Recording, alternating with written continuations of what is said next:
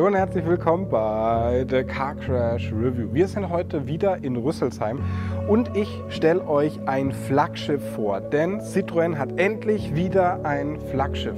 Und man hat sich was überlegt, das soll eine Kombination sein aus Kombi, aus Limousine und aus SUV und das im D-Segment. Und dann soll es noch sehr komfortabel sein, die neueste Technik haben und mit den Konzernschwestern um Peugeot 508 und DS9 mithalten. Hier steht da der Citroën C5X. Das X steht für, nicht für Gefahr. Für was es steht, erfahrt ihr in diesem Review. Was werden wir heute zusammen machen? Wir schauen uns die Optik an. Wir dürfen ihn leider nicht fahren. Ja, den Innenraum, sprechen über den Komfort, über die Wettbewerber, über den Marktstart, über den Preis, über den Plug-in-Hybriden, die Benziner, die es da drin gibt. Kurzum, ich werde euch alles zu diesem Auto erklären. Wenn ihr darauf Bock habt, dann lasst euch meinen Namen auf die Haut in Französisch tätowieren. Jean. Nee, Quatsch. Ihr müsst einfach nur dranbleiben, den Kanal abonnieren. Und dann gibt es einen kleinen Kuss von mir am Anfang für dieses Auto.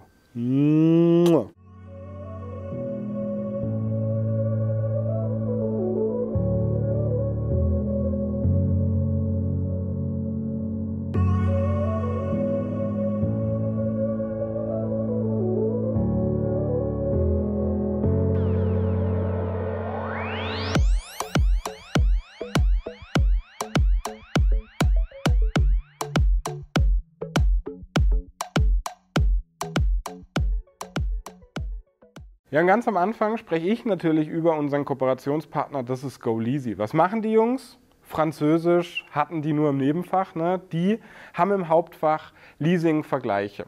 Und das ist eine Leasing-Vergleichsplattform, die für euch den garantiert besten Leasingpreis raussucht. Wenn es denn der Citroën C5X ist, wenn er dann auf den Markt kommt, findet ihr den da auch. Und jetzt spricht man natürlich über das, was ich viel besser kann als Leasing, nämlich die Historie von diesem Auto. Und 2012 war für Citroën-Fans ein blödes Jahr, denn der C6 wurde da nicht weitergebaut. 2017 war für die Fans noch ein dooferes Jahr, weil der C5 wurde nicht weitergebaut. Und jetzt sind 4 lange Jahre vergangen und dann hat man gedacht, okay, wir sind eine stolze französische Marke, wir brauchen wieder ein Flaggschiff. Und hier ist er jetzt, der C5X. Und ich habe es hier gesagt, das ist optisch was ganz anderes. Das ist also eine Kombination aus Kombi, Limo und SUV. Und was mir so ein bisschen schwerfällt, tatsächlich, muss ich ehrlich sagen, ist die Positionierung der ganzen inzwischen im Deckmantel Stellantis untergekommenen Marken. Warum eigentlich? Wir haben DS. DS ist so die französische Luxus-Designmarke aus Paris. Ja. Dann haben wir Peugeot. Peugeot ist eine Volumenmarke, die sich aber inzwischen mit dem neuen Logo im Löwen natürlich auch zur Designmarke entwickelt hat. Und wir haben Citroën. Das sind 3 von 14 Marken. Und Citroën ist so ein bisschen das Volkswagen in Frankreich. Die denken vieles anders, machen optisch vieles anderes und haben eine Sache, die ich sehr komfortabel finde, vor allem, weil ich jetzt auch älter werde, nämlich sie sind spezialisiert auf Komfort und sagen Sportlichkeit. Ja, wieso muss denn immer jedes Auto sportlich sein? Wenn man über die Motoren spricht, dann werden sich viele freuen, weil es gibt hier eine Plug-in-Hybrid-Version. Hier steht übrigens auch die, deswegen können wir drüber sprechen, mit 225 PS. Plattform ist nämlich EMP2. Die Plattform ist genial, denn da passen vollelektrische Modelle rein, Plug-in-Hybride und sogar ein rein elektrisches Modell wird auch reinpassen. Und deshalb ist für die Experten ziemlich klar, das ist die gestreckte EMP2-Plattform, wo auch zum Beispiel unter anderem der DS9 draufsteht oder der Peugeot 508. Aber jetzt beschäftigen wir uns eigentlich nur mit dem neuen Flaggschiff, mit dem C5X. Es gibt ja noch den C5 Aircross, wir haben euch den C4 vorgestellt, alles sehr spannend. Plattformen sind im Grunde im ganzen Konzern CMP und EMP2. Aber jetzt haben wir einmal die Optik angeschaut, einmal drumherum sind wir gegangen und Jessie war sehr nah dran mit der Kameraführung, aber wir gehen auch, schüttelt den Kopf, aber wir gehen noch ein bisschen weiter drumherum. Was dieses Auto ausmacht, ist seine Optik. Und es gab eine Studie zu diesem Auto und das Auto ist erschreckend, erstaunlich, zum Glück sehr nah daran. Und wenn man jetzt erstmal die Ausmaße betrachtet, dann ist der richtig lang geworden. Denn der hat nicht nur einen Radstand von 2,79 Meter, sondern eben auch eine Länge von 4,81 Meter, ist 1,87 breit, ja, 1,49 hoch und damit ein richtiges Flaggschiff. Könnte so ein Auto sein, mit dem auch der Präsident unterwegs ist, aber ich glaube, der fährt DS9. Und jetzt beschäftigen wir uns damit. Und was ich mag natürlich ist, dass wir eine sehr langgezogene, flache Motorhaube haben. Auch hier die Frontscheibe steht relativ flach im Wind und Citroën ist sich natürlich treu geblieben, denn der Doppelwinkel ist immer noch da mit dem Familiengesicht. Schaut euch das an, wir haben die Tagfahrleuchten hier oben, hier unten auch und die ziehen sich quasi in dieser Chromspange einmal hier rum. Das ist designmäßig schon wirklich großartig, wie ich finde, und auch dankbar für die Designer, weil sie sich hier ausleben konnten. Immer LED-Leuchten haben wir hier drin, Matrix-LED-Leuchten wird es nicht geben. Hier unten haben wir wieder so einen kleinen Plastik-Chrom, ja, Zierelement. Dann haben wir hier quasi nochmal eine Öffnung und eine riesige Öffnung für die Luft hier unten. Citroën C5X steht hier vorne drauf. Ich habe euch also keinen Quatsch erzählt. Und jetzt gehen wir einmal ins Profil und tatsächlich gefällt mir dieses Auto ausgesprochen gut. Ich liebe es ja, dass Hersteller auch mal was anderes machen. Ich kritisiere den VW-Konzern ja immer dafür, ja, eure Modelle sehen schon teilweise sehr ähnlich aus. Wie sich das bei Stellantis entwickeln wird, ist aufregend. Aber man kann Citroën vieles vorwerfen, aber nicht, dass sie nicht die Eier hätten, mal ein anderes Design zu machen. Und ich finde, das kann man honorieren. Und eine Sache kann man auch honorieren. Es gab beim C6, war das glaube ich, die sogenannte Hydropneumatik. Das war bei der Göttin eingeführt, ein sehr revolutionäres Dämpfungssystem, was ein sehr komfortables Fahrgefühl eben erzeugt hat. Citroën steht dafür und die haben jetzt natürlich so hydraulische Dämpferanschläge. Das ist die Advanced Comfort Dämpfung in der Feder hier drin. Die scannt nicht die Fahrbahn ab, die ist einfach nur gut. Hier ist der Plug-in-Hybrid und der Plug-in-Hybrid hat in dieser Federung, die ja adaptiv ist, aber nochmal die Möglichkeit, 3 Verstellmöglichkeiten zu haben eben. Das hat man bei den reinen Benzinern nicht. Dazu kommen wir dann allerdings später auch so ein bisschen. Und jetzt schaut es euch an, wie gestreckt dieses Auto aussieht. Der Radstand ist richtig gut und naja, dann haben wir hier eigentlich typische SUV-Elemente in der Seite. Das ist hier vorne eine Plastikbeplankung. 72 cm Rad passt hier rein. Hier ist jetzt ein 19 Zoll Rad drin. Richtig schöne Felge, wie ich finde. Im Schweller haben wir auch noch ein bisschen Plastik hier unten. Ja, das Auto hat auch einen ziemlich hohen Stand, also ist viel Bodenfreiheit. Und da vorne dann schwarze Spiegelkappen. Hybrid steht hier, Zierelement, chromfarbene Zierleiste hier, schwarzes Dach. Bei der A-Säule schon beginnend, hier oben Panoramadach, was man öffnen kann. Und wenn man jetzt hier nach hinten geht, ist es mega spannend, denn ich habe sowas noch nicht gesehen. Schaut euch das an. Wir haben hier oben so einen Dachkantenspoiler, der richtig großartig ausgeformt ist, ganz anders als alles andere. Und hier unten auch nochmal ein. Also 2 Stück und eine schwarze Heckscheibe. Jetzt sagen die einen, boah, ist das lächerlich. Und die anderen sagen, das ist das schönste Auto, was ich seit ganz langem gesehen habe. Und ich gehöre zu der zweiten Sorte Menschen. Citroën steht hier drauf, Doppelwinkel wieder hier. Der Doppelwinkel findet sich überall. Die V-Form findet sich zum Beispiel auch in den LED-Rückleuchten. Ja, ich finde, das ist wirklich ein wunderschönes Auto. Aber jetzt machen wir es noch mal ein bisschen technischer an der Stelle. Erstmal wollte ich euch das Design erklären. Hier hinten eine Mischung aus Limo, ja, aus Kombi und in der Seite irgendwie SUV. Ganz spannendes Design. Wenn man über die Wettbewerber spricht, könnte man jetzt sagen, ist ein Subaru Outback, ist ein A4 Allroad, ist ein Passat Alltrack und wie sie ganze hochgebockten Kombis so heißen. Aber das wird diesem Auto ehrlicherweise überhaupt nicht gerecht werden. Der Akku, 11,9 Kilowattstunden groß, liegt hier unten teilweise unter der Rückbank, teilweise im Kofferraum und hier kann man ihn laden. Ne? Und das ist spannend, weil naja, mit 3,7 kW wäre er in etwa 4 Stunden voll, mit dann 7,4 in 2 Stunden. An der Haushaltssteckdose dauert es dementsprechend länger. Das ist über Nacht voll, das reicht, aber die Kritiker sagen, ein bisschen schnellere Ladetechnik wäre auch ganz gut. Ich vermute, in Zukunft wird sich 7,4 ja, im Konzern durchsetzen. Und auf der anderen Seite können wir das Auto natürlich noch ganz klassischerweise mit Benzin betanken, was eine hohe Reichweite garantiert. Rein elektrisch werden es wohl nur 50 Kilometer, was aber für die meisten User Cases wohl reicht. Und jetzt schreibt mir gerne mal in die Kommentare, wie der euch gefällt. Das würde mich tatsächlich interessieren. Was viele kritisieren und was ich optisch kritisieren mag, ist eigentlich hier ja, diese Auspuffblende. Da verstehe ich nicht, entweder man versteckt den Auspuff komplett unten oder man zeigt ihn, aber diese Blenden verstehe ich irgendwie nicht. Aber ehrlicherweise gibt es auch wichtigere Themen im Leben, denn es ist ein schönes Auto. Und jetzt mache ich euch den mal auf und natürlich ist die Heckklappe schön hoch angeschlagen und die Mischung aus Kombi in dieser sehr marketinglastigen Beschreibung von mir, ehrlicherweise, setzt sich natürlich auch aus einem riesigen Kofferraumvolumen zusammen. Das sind 545 Liter. Und wenn man die Rückbank umklappt, sind es 1640 Liter. Eine Sache verstehe ich nicht, aber es ist halt typisch französisch eben ein bisschen anders. Hier diese Zierelemente hinten, die machen den Kofferraum schöner, aber wer braucht eine schöne Kofferraumverkleidung? Aber es ist da, ne? Ladekante ist relativ niedrig. Hier haben wir so ein kleines Schutzelement, was ganz cool ist. Auf dieser Seite ist dann noch so eine 12-Volt-Steckdose. Und was auch interessant ist, schaut euch das mal an. Hier oben kann man das dann so einklemmen und hat dann noch so eine Ladesicherung. Schaut mal hier, ganz gut gelöst, wie ich finde. Und so geht es wieder raus. Und dieses ganze Teil hier hinten könnt ihr theoretisch auch rausnehmen. Hier so funktioniert das. Aber mache ich jetzt nicht. Was viel praktischer ist, ist der doppelte Ladeboden hier unten. Hier ist dann die Kachel fürs Laden an der Steckdose. Ne?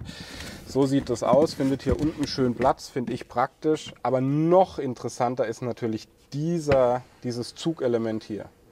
Einmal, zweimal. Ja, so bringen wir das zum Fallen.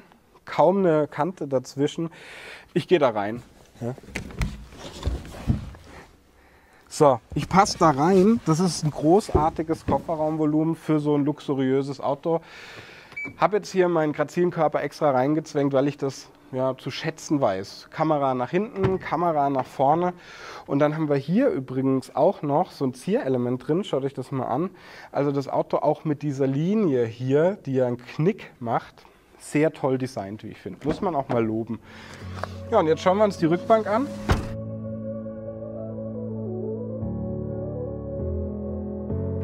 So, kommen Sie. Ich mache jetzt mal die Tür auf, weil sonst hier drin ein bisschen dunkel wird.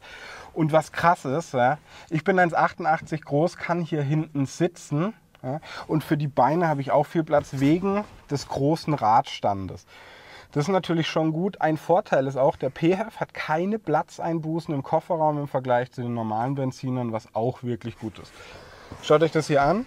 Die Armauflage, sehr praktisch. Wir haben auch so eine kleine Durchreiche hier für die Skifahrer. Richtig gut. Und dann die Sitze.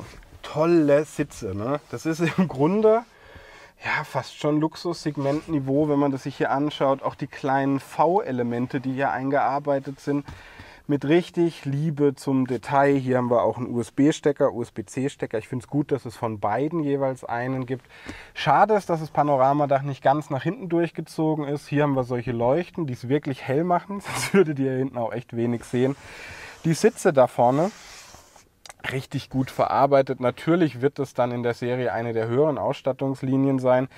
Aber tolle Verarbeitung, viel Platz, viel Flexibilität, finde ich richtig gut.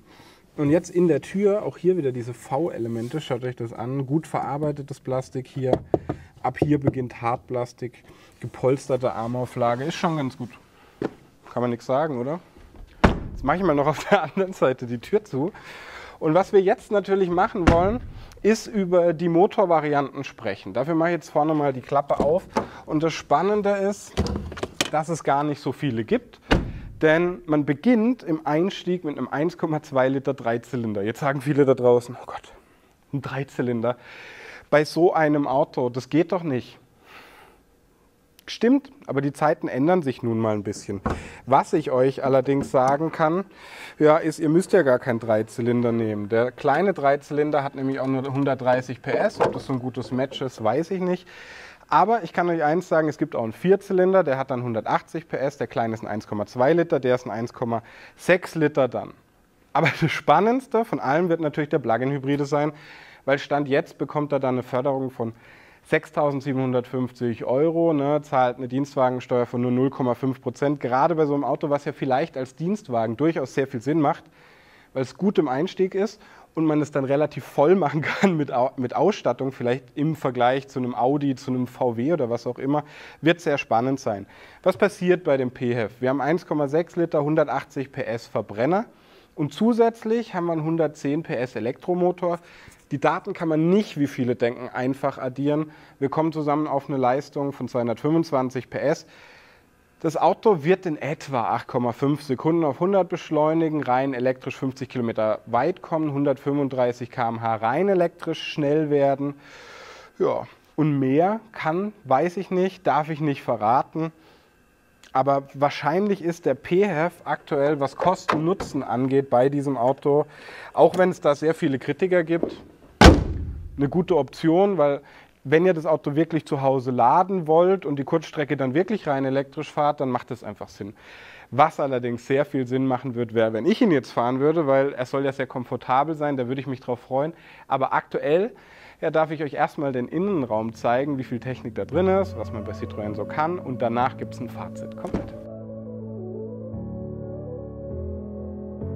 Ja, jetzt kommen wir zu dem französischen Innenraum und ich muss euch sagen, der gefällt mir natürlich. Was heißt natürlich, aber der gefällt mir sehr gut. Und dann sprechen wir mal so ein bisschen drüber, was sich Citroën, Chantal, Baguette dabei gedacht hat. Und das ist sehr vieles. Ich glaube, die Franzosen wollten einen warmen, einen hellen, einen aufgeräumten, technisch modernen Innenraum machen mit allen Assistenten für teilautonomes Fahren Level 2 und dabei nicht den Komfort vergessen. Ja, und weil wir das auch nicht tun für euch, sprechen wir jetzt erstmal über die Sitze. Das sind nämlich auch Komfortsitze. Schaut euch die mal an. Die sind dicker gepolstert als Rainer Kallmunds rechte Pobacke. Das ist großartig hier drin. Die sind so dick gepolstert, dass sich Rainer Kallmund da drin wohlfühlt und ihr würdet es auch machen. Natürlich hat man so ein bisschen auf den Seitenhalt verzichtet, aber ich finde das geil, weil das ist konsequent. Schaut euch an, wie dick die gepolstert sind. Jessie sagt dann immer, wie so ein Sessel bei der Oma. Das ist gut. Das ist wirklich positiv gemeint. Und hier haben wir ja den Doppelwinkel wieder drin. Also in dem Sitz hier will man eigentlich schlafen. Ich glaube, die große Gefahr ist, dass man beim Fahren einschläft. Und dann habe ich es euch ja gesagt, das sind helle, warme Materialien. Ne? Wir haben hier dieses Plastik, aber das ist gut verarbeitet, Chromzierelement. Hier haben wir dieses helle Material, was auch Plastik ist, aber so ein bisschen an Holz erinnert. Ein Handschuhfach haben wir hier. Und alles hier ist sehr horizontal, sehr vertikal. Alles hat echt eine gute Struktur. Wenn man mal in die Tür reinschaut, dann haben wir hier wieder dieses helle Material drin. Ja, und ansonsten ist es eben einfach auch eine klassische Tür. Oben haben wir dann den Doppelwinkel nochmal. Es macht optisch schon alles sehr viel Sinn, wie ich finde. Oh, große Kommentardebatten bei euch immer. Das kleine Lenkrad von Citroën und Peugeot. Und dieses kleine digitale Cockpit, braucht man das? Ihr müsst dieses Auto ja nicht nehmen. Mir gefällt es sehr gut. Es ist halt mal was anderes. Wir haben hier ein großes AR-fähiges Head-Up-Display drin. Da sprechen wir gleich drüber. Was wir machen, ist auch noch nicht über das 12 Zoll große Infotainment sprechen, sondern über eine Sache. Hier die Klimasteuerung. Sitzheizung haben wir hier. Ne? Wir haben hier noch wirklich Knöpfe, um die Klima hier zu betätigen, anzumachen. Finde ich praktisch. Wir haben euch gerade jüngst den Hyperscreen von Mercedes vorgestellt. Das ist ein ganz anderes Konzept. Kommt völlig ohne Knöpfe aus. Kann aber auch sehr anstrengend sein, alles da drin zu suchen. Finde ich für so ein Auto hier sehr, sehr praktisch. Und dann haben wir hier diesen kleinen Toggler, ja, mit dem man die Gänge reinmacht. B ist so ein Battery-Modus für eine stärkere Rekuperation. Zu den Fahrmodi kommen wir gleich. Cupholder hier. Interessant, dieses Fach hier vorne. Seht ihr schon da ist die induktive Ladebuchse drin. Für mein Handy. Hier unten nochmal ein kleines Fach. Und wenn ich es wegmachen will, so, weg. USB-Stecker hier. Dann haben wir hier noch eine 12 Volt Steckdose. Und auch interessant ist dieses Fach hier. USB-Stecker nochmal hier. Und hier haben wir auch nochmal ein kleines Fach. Ansonsten sehr gut gepolsterte Armauflage. Nicht so gut gefällt mir Klavierlack. Ich war noch nie so der Klavierlack-Typ. Ne? Dann haben wir hier einen rahmenlosen Innenspiegel. Das ist sehr gut. Wir haben einen sehr hellen Innenraum wegen diesem Panoramadach, was ich leider für euch nicht öffnen kann. Oder ich bin vielleicht zu doof, ich kriege es nicht auf. Liegt wohl am Vorserienstatus von diesem einen Modell. Jetzt würde ich vorschlagen, kommt Prinzessin Jessica einfach mal rein. Und ich zeige euch das Lenkrad. Klein, oben abgeflacht, unten abgeflacht, liegt gut in der Hand. Hier der Gangwahlhebel, Pedal aus Plastik, aber das ist okay. Und dann hier vorne kleines digitales Cockpit. Und das ist interessant, weil da habt ihr dann die Fahrmodi drin, die zeige ich euch mal hier unten. Ihr müsst natürlich da oben hinschauen, ist ja wohl logisch. Sport, Hybrid, Komfort, elektrisch. Ganz spannend wird sein, dass sich wohl dann auch die Dämpfung anpassen wird beim Hybriden, also beim Plug-in-Hybriden, wenn man ja, diese Fahrmodi anpasst. Ansonsten habe ich hier keine Verstellmöglichkeit gefunden. Auf dieser Seite macht man Kofferraum auf, hat hier die Lenkradheizung. Ihr seht hier unten jetzt lustigerweise auch so eine Ambientebeleuchtung, was Cooles. Ja, und dann kommen wir eigentlich auch schon auf den Füllzustand von der Batterie, sieht man hier vorne, den Füllzustand vom Tank, ne? Und eben die Fahrmodi, die ich euch ja da gezeigt habe. Aber dann kommen wir oben eben. Und das seht ihr erstmal unten im Bildschirm, das war jetzt auch fies für Jessie, ne, was man hier verändern kann im Head-Up-Display. Das haben wir uns jetzt unten angeguckt, jetzt gucken wir uns das nochmal oben an, da muss man sehr nah ran. Und das ist ein Augmented Reality-fähiges Head-Up-Display, wo man sich Dinge dann reinprojizieren kann, was wirklich sehr gut ist. Schaut euch das mal an, das ist eine gute Sache. Und ja, dann hier am Lenkrad, die Assistenten kann man hier steuern und auf dieser Seite hier macht man lauter, leiser, Sprachsteuerung hat man eben hier.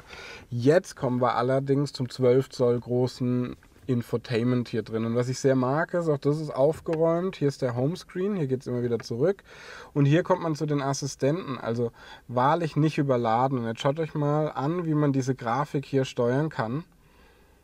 Das ist gut, weil das ist aufgeräumt und während der Fahrt bedienbar. Mir gefällt das.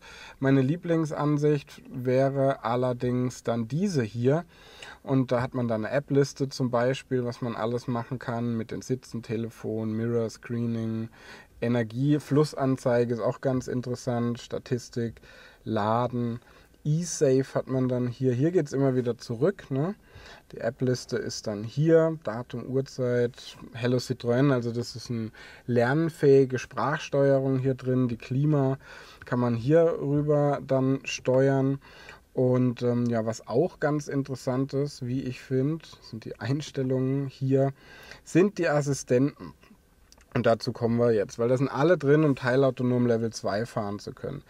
Hier habt ihr das Panorama, Kamera, hier zum Beispiel auch Hinderniserkennung, Querverkehr, Warn, Traktionskontrolle, Tempolimit. Also wirklich alles, was es gerade so gibt und was auch sehr französisch, aber sehr geil ist, dass es hier so kleine Videos gibt, wie Citroën einem erklärt dann, wie die Assistenten funktionieren, wenn man ein bisschen lauter macht. Auch mit Tone, man kann den Spurhalteassistent sich hier dann auch noch zeigen lassen, wie der funktioniert.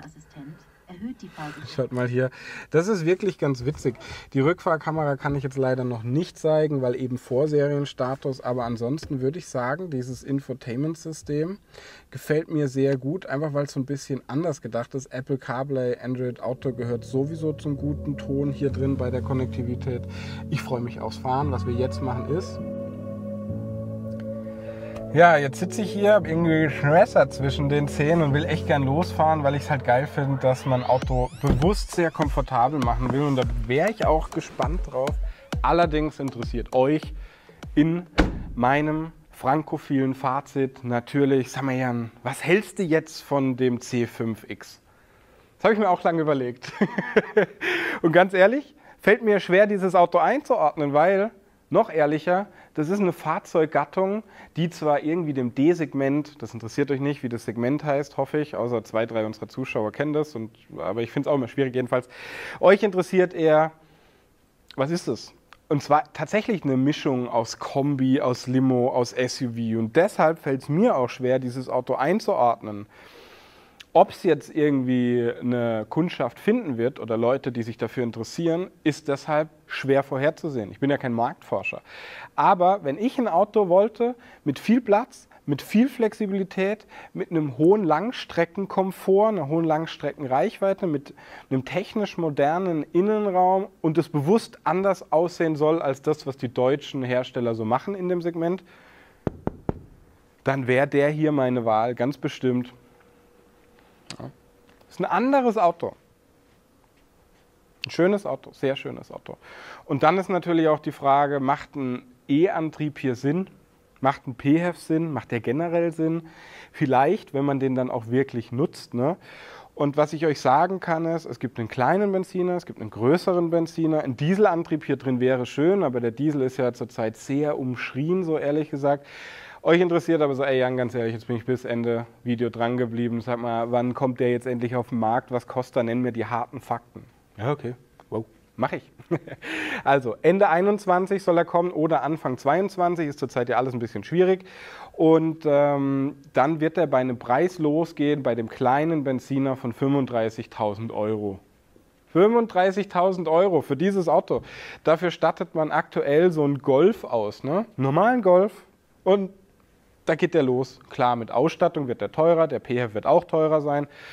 Aber trotzdem ist es ein sehr spannendes Preis-Leistungs-Verhältnis, finde ich.